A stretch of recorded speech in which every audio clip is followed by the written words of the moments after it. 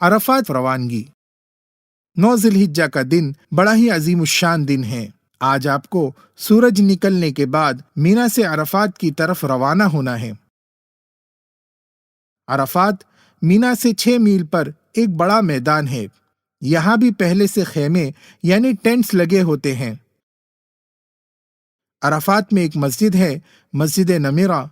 اس میں امام حج ظہر اور عصر ایک ساتھ پڑھاتے ہیں۔ اگر آپ بھی اس مسجد میں پہنچ کر ظہر اور عصر ایک ساتھ پڑھنا چاہیں تو پڑھ سکتے ہیں، مگر اس بات کا خیال رکھیں کہ امام اس زمانے میں صوبہ نجد سے آتا ہے اور مسافر رہتا ہے، اس لیے دونوں نمازوں کو 2 رکعت کر کے وہ قصر پڑھاتے ہیں۔ آپ بھی اگر مسافر ہیں یعنی 15 دن سے کم آپ کا قیام ہے تو امام کے ساتھ قصر پڑھ لیں۔ اگر آپ مقیم ہیں تو آپ کو 4 رکعت پڑھنی پڑے گی۔ لہذا امام جب ظہر کی 2 رکعت پڑھا کر سلام پھیر دے تو آپ جلدی سے کھڑے ہو کر بغیر سورہ فاتحہ اور سورہ کے رکوع سجدے کے ساتھ 2 رکعت پڑھ کر سلام پھیر دیں۔ اس کے بعد امام کے ساتھ عصر کی نماز میں شریک ہو جائیں، اور جب امام عصر کی 2 رکعت پڑھا کر سلام پھیر دے تو آپ فوراً کھڑے ہو کر باقی 2 رکعت اسی طرح پوری کر لیں، یعنی بغیر سورہ اور سورہ فاتحہ کے رکوع سجدے سے 2 رکعت پوری کر لیں۔ بعض لوگ مسئلہ نہ جاننے کی وجہ سے باوجود مقیم ہونے کے امام کے ساتھ سلام پھیر دیتے ہیں۔ ایسی صورت میں ان کی نماز نہیں ہوتی، انہیں پھر نماز لوٹانا ضروری ہے۔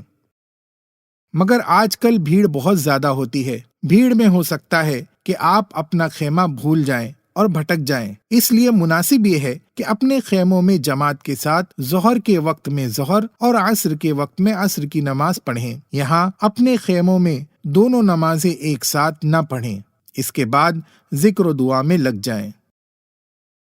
عرفات کے یہ چند گھنٹے ظہر سے مغرب تک پورے حج کا خلاصہ اور نچوڑ ہے۔ یہ دعاؤں کی قبولیت اور مغفرت کا دن ہے۔ اس دن میں اللہ تعالی آسمان دنیا پر نزول فرماتے ہیں اور فرشتوں پر فخر کرتے ہیں کہ دیکھو میرے بندے ایک ہی حالت میں اس میدان میں بکھرے ہوئے ہیں، ایک ہی ترانہ ان کی زبان پر ہے، یہ مجھ سے توقع لگائے میرے سامنے ہاتھ اٹھا کر دعائیں مانگ رہے ہیں۔